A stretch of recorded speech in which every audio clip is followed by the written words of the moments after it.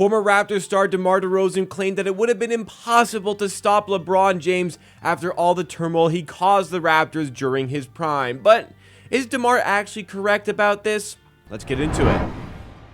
Welcome back, everybody. This is Amateur Sports 2, the second channel in the Amateur Hour Production Network, where we go through additional Toronto Raptors content in videos just like this. Drop a like if you enjoy. Subscribe for more content all around the Toronto Raptors. And check out my main channel, Amateur Sports with no number, for even more Raptors coverage. So DeMar DeRozan got talking on a podcast recently, and what came up, as it would naturally do when DeMar DeRozan is on a podcast, is his time with the Toronto Raptors. His time with the Toronto Raptors, first of all, and then how that time with the Raptors was perceived to have been cut short by DeMar himself. So we'll talk about DeMar and the trade once again, but we'll also talk about DeMar opening up about playing against LeBron James during his prime. And he said that, and this made some rounds, it was impossible to beat LeBron. No other way around it. So I kind of wanted to investigate the Raptors team, the team that they had at the time, the team of the Cavaliers at the time, and how unbeatable LeBron James was in this era here. I mean, we know all about the turmoil as Raptors fans that LeBron James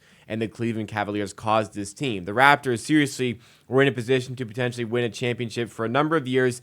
They just could not get past the Cleveland Cavaliers. And the year they did win the championship, first of all, well, DeMar DeRozan was traded and wasn't on the team anymore. But second of all, LeBron James was no longer in the Eastern Conference. So, every Eastern Conference team had a chance to do what the Raptors did. They didn't, because if they were a really good team in the East in 2019, they lost to the Raptors. The Bucks were really good that year. They lost to the Raptors. The Sixers were unbelievably good that year. They lost to the Raptors. Nobody else could do what the Raptors did. If teams were so good, they would have beaten the Raptors. Same with the Golden State Warriors. But alas, the Raptors did get that championship. Not with DeMar DeRozan, not with LeBron James in the Eastern Conference. So we don't need to revisit all of the series that went down, but how could the Raptors have beaten LeBron James? Was he really unbeatable? Like, there were some pretty horrid moments where, like, LeBron is just not even trying, hitting a three. There's moments where DeMar DeRozan's in a post-game press conference asking the reporters if any of them know how to stop LeBron. But what would it have actually taken? So definitely looking at that roster, what they were missing primarily for LeBron himself was somebody who could guard him, somebody who could actually do a job against LeBron James defensively. Like, they tried to make PJ Tucker the LeBron stopper, DeMarre Carroll, and that just did not work there. They never got a good enough wing defender to at least compete with LeBron James. And by the time they did get that player in OG Anunoby, it was a bit too late. I mean, it was a bit too early for OG. OG was a rookie. Did it, honestly, like, the famous LeBron buzzer beater where he's off balance with the one hand. OG gives him a really good contest there. And throughout that game one, OG was fantastic on both ends of the floor. Just didn't get OG in time for the real meat of the LeBronto era. On top of lacking that wing defender who could actually compete with LeBron, the Raptors were clearly missing a rim protector. Jonas Valanciunas, who actually is in the photo here, I think quite poetically, Jonas Valanciunas was not the center the Raptors needed to win a championship. They needed defense, they needed rim protection, and they needed somebody who wasn't going to miss, 5 layups at the rim in the last 3 seconds of a game where the Raptors could have won. Instead, they didn't. So the Raptors, honestly, I know they didn't play LeBron en route to the NBA championship, but the two things that the team was missing was rim protection and defense for the center, and it was missing a big wing defender.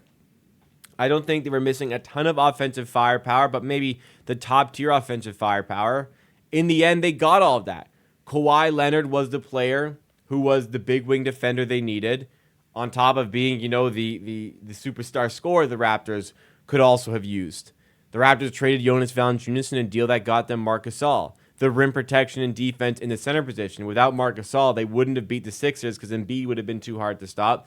And they absolutely, positively would not have beaten the Bucks because Giannis would have absolutely just dunked all over Jonas in a series of 7 games, or, well, it was 6 games in the end. But that trade was massive for the Raptors to get Kawhi Leonard in exchange for DeMar DeRozan. The championship really doesn't happen without Kawhi Leonard on this team. I think everybody recognizes that, like how close things got in that game 7 against the Sixers, how they were down 2-0 against the Bucks, 6 games against the Warriors. Like, the margins there, that without Kawhi, obviously, and with DeRozan said, the Raptors would not have won the championship. I'd say the same thing about Marc Gasol. They wouldn't win the championship without him having been on the team. But DeMar also spoke about the trade and how he wanted to still be Raptor and how upset he was about no longer being Raptor after getting traded. I think a lot of the anger and sadness that comes out of DeRozan with this trade, obviously a lot of it is he wanted to be here, and he kind of got done dirty by the Raptors front office. They said they weren't going to trade him. Besides, Yuri specifically told him he wasn't going to trade DeRozan, and then he did. That kind of stinks. But I think where some of the sadness anger comes from is the fact that DeMar was upset that he himself never got things done for the Raptors. You know, it's no secret that DeMar's play in the playoffs dropped compared to the regular season. This was a graphic I made a couple of years ago, so it's not a very good, it's not a very aesthetically pleasing graphic to what I could do today, and nor is it up to date statistically, but it does showcase DeMar DeRozan as far as, you know, when he hit his stride as a player in the NBA in the 2013-2014 season, and it showcases the difference in those stats compared to his playoff stats. Now, I get it. For a playoff setting, you're going to take more shots as the star player. You're going to be less efficient as a result, but usually your point productivity does increase with that extra usage. But for DeMar DeRozan, it just didn't. He dropped from 23 points per game to 22 points per game. But what's the most jarring about these statistics, his efficiency falls off a cliff. His field goal percentage dropped from 46.5% to under 42%. His three-point percentage, just under 30%, falls down to 23%, and a true shooting percentage of 55%, which is pretty good for his regular season numbers from 2013 all the way to 2022. They absolutely plummet to an inefficient 50% on, again, that true shooting. So, you know, playoffs, big moments. You're playing against tougher defenses. I get it. It's a smaller sample size. I get it. But we know that DeRozan never really showed his best self in the playoffs for the Raptors, or really anybody for that matter. His game just seemingly isn't built for the playoffs. So I think, again, a lot of where DeMar has his reservations against that trade is maybe a little bit of anger towards himself because, you know, he got to see how good the Raptors were after he left. He got to see the team that he struggled with to win that championship. He got to see that team win a championship. That's got to leave a bit of a sour taste in his mouth, especially knowing that perhaps if he had delivered a little bit more for the Raptors, things would have gone differently. He would have stayed on the team, and perhaps they would have won an NBA championship. But in the end, DeMar's a legend. Probably should have his jersey retired at some point by the Raptors. Even LeBron James himself wants to give DeRozan that credit, even after all the turmoil he caused DeRozan and the Toronto Raptors for so long. But at the end of the day, the Raptors, that's my priority. They got their championship. I'm happy about that. I really wish the Raptors could have done it with DeRozan and with Jonas Valanciunas, but looking at what that team was missing, they really probably never would have been able to do it with those guys. And thankfully, trades happened. They got the players that they needed, the big wing defender, plus, you know, the superstar scorer, and the rim protection at the center position. Ended up getting over the line.